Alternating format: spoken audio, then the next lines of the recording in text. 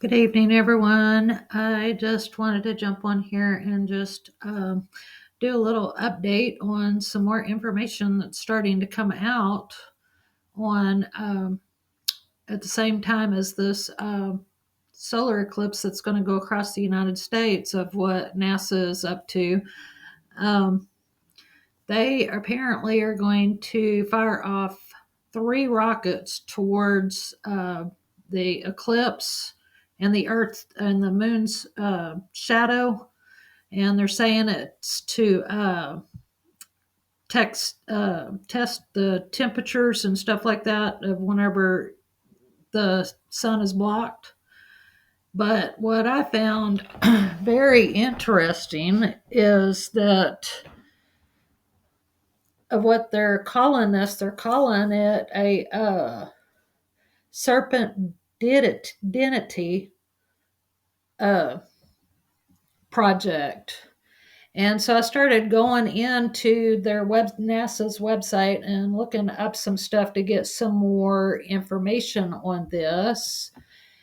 And they're calling it, this campaign is named Apophis, which, if anybody knows, they've heard that name before right there. Apophis, that's the big asteroid that at first they was saying had a real high chance of hitting Earth in uh, 2029, I believe, is when they said. And now they're saying that it's not. It's just going to come within like 20,000 miles from Earth, which is closer than some of our satellites.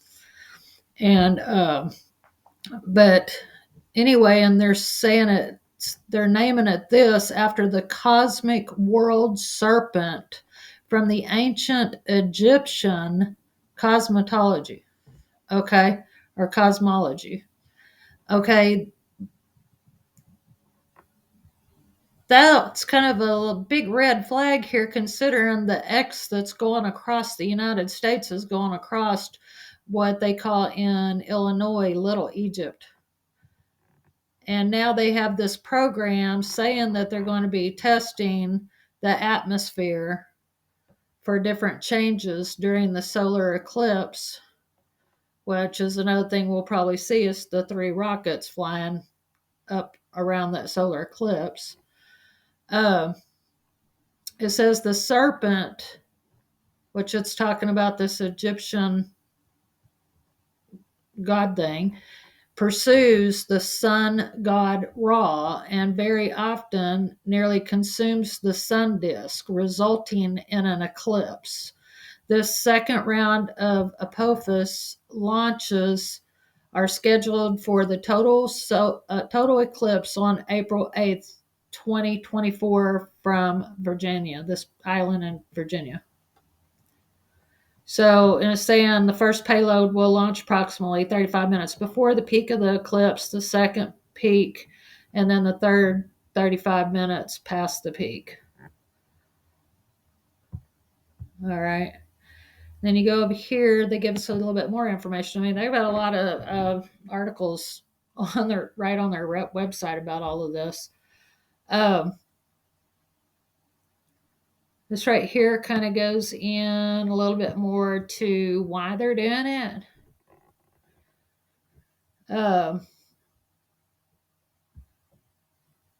They had did it once. The first time they did that, they started this program back before the October annular solar eclipse, and they tested it out and sent rockets up during that one as well.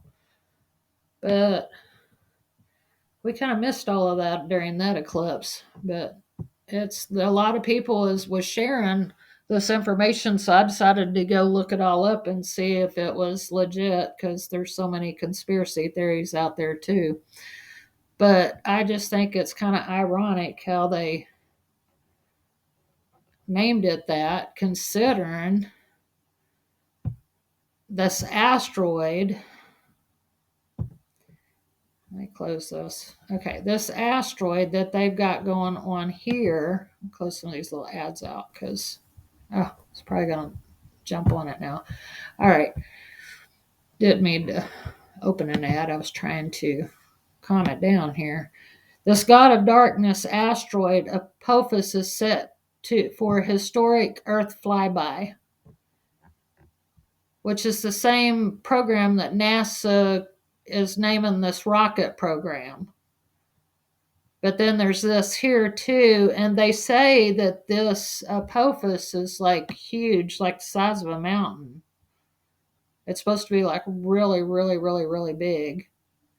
And we know that some asteroids are going to hit in the book of Revelations because it talks about it, which I'll show you the scriptures here in a minute that talks about it.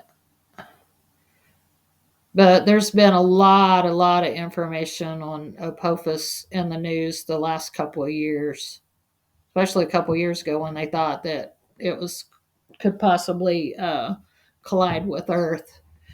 But if we got to jump over here to our Bible app, in Revelations, it talks about that the first angel that sounds the trumpet, that is going to be followed with hail and fire mingled with blood, and a third part of the trees burn up, and all the grass was burned up. And so the second angel sounded as it were a great mountain burning with fire was cast into the sea, and the third part of the sea became blood. And then the third part of the creatures which were in the sea had life died, and a third part of the ships were destroyed. So it sounds like to me, whenever this happens, nobody going to expect it because there's going to still be a lot of ships out in the sea whenever it happens, apparently.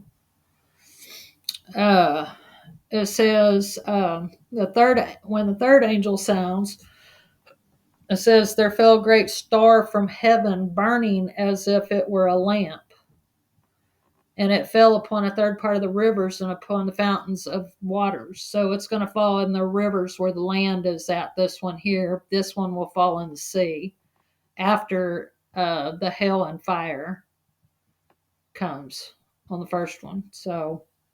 And it says the name of the star is called wormwood.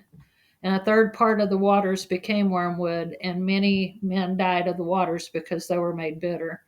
So in that Apophis asteroid, there is like a book out called the Wormwood Prophecy. I can't remember the man's name that wrote it, but it's all about that Apophis asteroid that's supposed to fly by the Earth in 2029. So, but I just thought it was kind of strange that they would name this this campaign Apophis, which is the same as the God of Darkness asteroid, what they call the God of Darkness asteroid. And that's what Apophis is supposed to mean, is God of Darkness.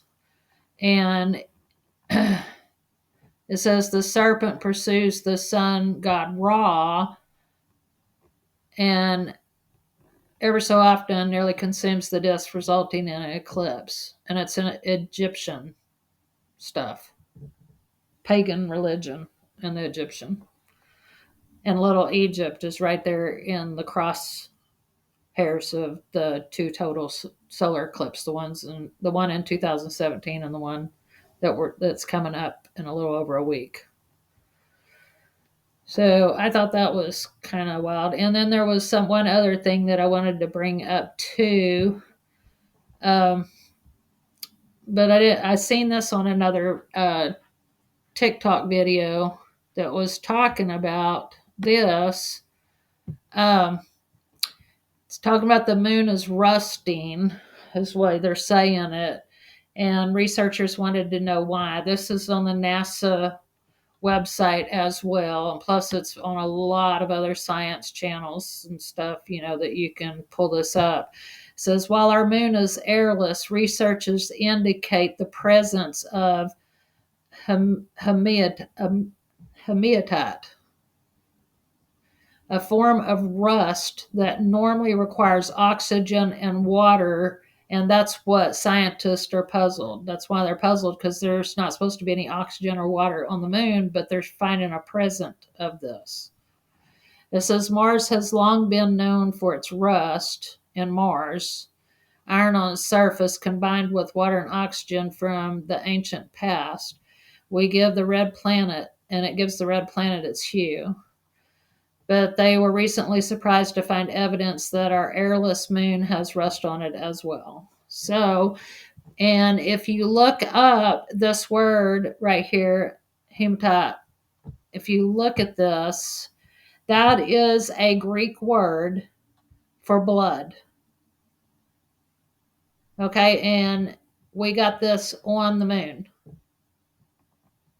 So you could pretty much say that our moon is literally turning to blood, like the Bible spoke about. And if you look up the scriptures for that, there's quite a few of them. In Revelation 6, it talks about it.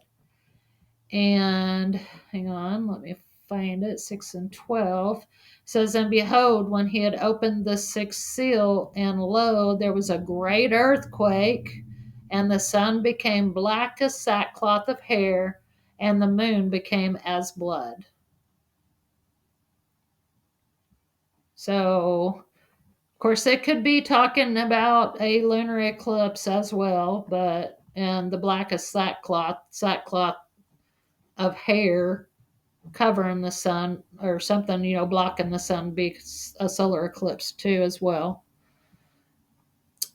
Or it could be talking about this rust that's forming on it too. So we'll see.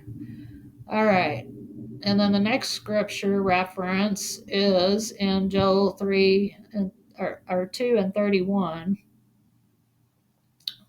Let me get back over here to it. Hang on. Oh, well, let's just go in here in this way. I already got it pulled up over here. It says, "And the sun shall be turned to darkness, and the moon into blood, before the great and terrible day of the Lord come. And it shall come to pass, whoever shall call on the name of the Lord shall be delivered. And in for Mount Zion and in Jerusalem shall be deliverance, as the Lord hath said, and in the remnant whom the Lord shall call." So I just wanted to jump on here because I thought this was very, very interesting considering all of the other stuff that is going on. I mean, it seems like every day it's like more stuff is coming out that totally isn't aligned with the Bible prophecies. It's just almost mind blowing. Really, it is. That just, I mean, because it's happening so fast, the stuff is just coming out so fast. But anyway, that's all I had. I just wanted to give y'all a quick update on this and kind of let you know what NASA's saying they're up to. So, but anyway, y'all have a good evening. I hope you have a blessed evening with your families, and I will talk to you again soon.